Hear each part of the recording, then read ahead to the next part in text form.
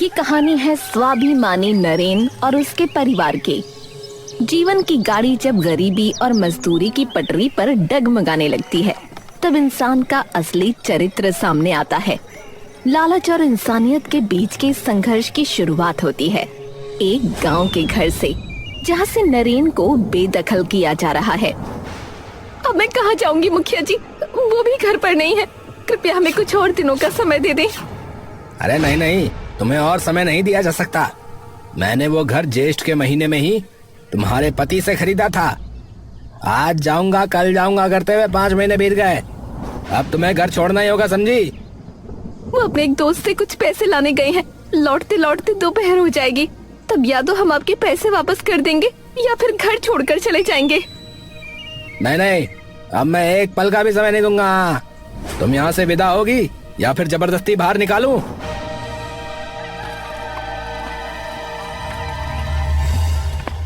उसकी जरूरत नहीं पड़ेगी मुखिया, मैं आ गया हूँ। अभी आपको सब कुछ समझा कर विदा हो जाऊंगा। आप आ गए, देखिए हमें निकाल रहे हैं। चलो भाग्यवान, अब एक पल भी यहाँ नहीं रुकना। जो व्यक्ति एक दिन बर्दाश्त नहीं कर सकता, उसके साए में एक पल भी नहीं रहूंगा। हाँ हाँ जाओ, तुम्हें रहने के लिए कहा किसने है? जल्दी विदा होकर मुझे मुक्त करो। जा रहा हूँ मुखिया बाबू। एक दिन मुझे सहारा देकर आपने बहुत बड़ा उपकार किया था, उसके लिए मैं आभारी हूँ। तुम खड़ी क्यों हो भाग्यवान?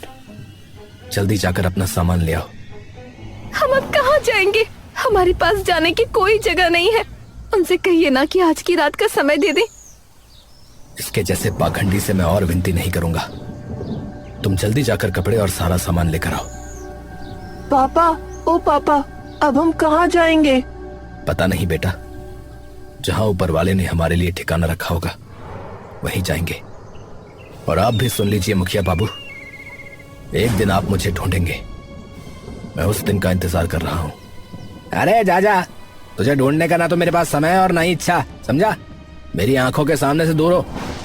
भारी मन और थके हुए कदमों के साथ नरेन का परिवार अपने घर की सीमाओं को पीछे छोड़ आया है। रास्ते अनजान हैं और मंजिल का कोई ठिकाना नहीं है। तपती धूप और लंबी राह ने सावित्री और तपन को निढाल कर दिया है। अब उनके सामने केवल एक ही सवाल है, आज की रात कहाँ बीतेगी? मैं अब और नहीं चल पा रही हूँ। और कितनी दूर जाना है? थोड़ा और कष्ट सह लो भाग्यवान। सामने बस्ती है, वहां पहुंचते ही कोई सहारा मिल जाएगा। बस्ती में किसके पास जाएंगे? यहाँ तो हमारा कोई परिचित नहीं है। वो तो ठीक है, पर किसी न किसी के घर तो रुकना ही होगा। आज की रात किसी के सहारे रहकर कल कुछ उपाय करेंगे। तो फिर हम यहीं रुक जाते हैं। तपन को भी बहुत कष्ट हो रहा है, वो और नहीं चल पा रहा। यहाँ हम विश्राम करते हैं। आप जाकर देखिए कि किसी के घर ठिकाना मिल सकता है क्या? ठीक है, सामने एक बरगद का पेड़ दिख रहा है, चलो वहीं तुम्हें छोड़कर जाता हूँ। ठीक है, चलिए।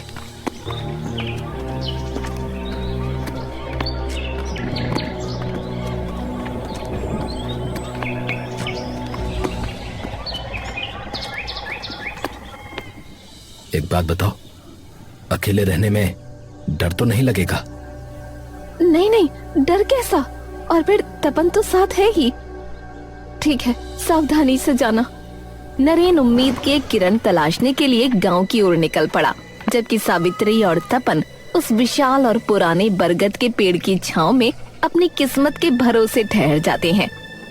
बरगद की वो गहरी जड़ें मानो उन्हें दिलासा दे रही थीं कि कोई भी मुसाफिर इस दुनिया में बेसहारा नहीं रहता।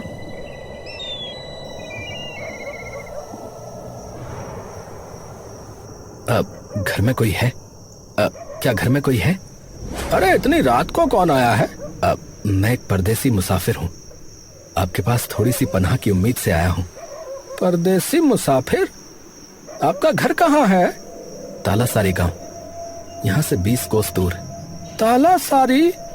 अरे वो तो बहुत दूर है। इतनी दूर किस लिए आए हैं? उस गांव में सब कुछ बेचकर चला आया हूँ, साथ में मेरा परिवार भी है। आज अगर थोड़ा सहारा मिल जाए तो कल कोई रास्ता निकाल लूंगा। नहीं नहीं महाशय, मैं आपको सहारा नहीं दे पाऊंगा। अनजान लोगों को इस गांव में पनाह देना मना है। अरे नहीं नहीं महाशय, मैं एक भला मानस हूँ। वो तो आपके माथे पर नहीं लिखा है। ओह, तो आप सहारा नहीं देंगे? नहीं, फिलहाल वैसी कोई व्यवस्था नहीं हो पाएगी। एक काम कीजिए, आज रात किसी तरह पेड़ के नीचे बिता दीजिए। कल सुबह राय चौधरी जी के पास जाकर आपकी बात कहूंगा। वे चाहें तो आपकी मदद कर सकते हैं। उसकी अब जरूरत नहीं पड़ेगी, कल मैं खुद जाकर उनसे मिल लूंगा। तेवर तो देखो, मदद करना चाहा तो उल्टा सुनाकर चला गया। इसीलिए लोग कहते हैं कि बिन मांगे किसी की मदद नहीं करनी चाहिए। जाने दो भाड़ में। माँ, ओ माँ, इतनी देर हो गई, पापा अभी तक नहीं आए। पापा कब आएंगे माँ? आ जाएंगे बेटा, आ जाएंगे। थोड़ा धीरज रख। मुझे बहुत भूख लगी है माँ, कुछ खाने को नहीं दोगी? तेरे पापा आ जाए तो कहूंगी दुकान से कुछ खरीद लाएं।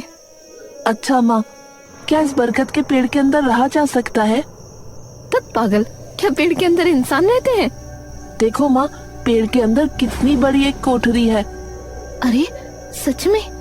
ऐसी कोठरी तो मैंने किसी पेड़ में ना देखी। चलो माँ, अंदर जाकर देखते हैं। नहीं बेटा नहीं, अभी जाने की जरूरत नहीं है। पहले तेरे पापा आ जाए फिर देखेंगे। भाग्यवान, ओ भाग्यवान, कहाँ हो तुम लोग? जी, तो क्या कहीं रहने का इंतजाम कर पाए? नहीं भाग्यवान, कई गृहस्थियों से कहा पर कोई सहारा देने को राजी नहीं हुआ। इस गांव के लोग बड़े स्वार्थी लग रहे हैं। मुसीबत में सुनकर भी कोई सहारा नहीं देता। अरे छोड़ो उनकी बातें, आज की रात किसी तरह यहीं बिता देंगे। तुम्हारे लिए पोहा मुरमुरा लाया हूँ, पेट भर के खा लो। जी, मैं कह रही थी कि तपन ने एक जगह देखी है इस पेड़ के अंदर, जरा देखकर तो आइए। क्या वहाँ रहा जा सकता है?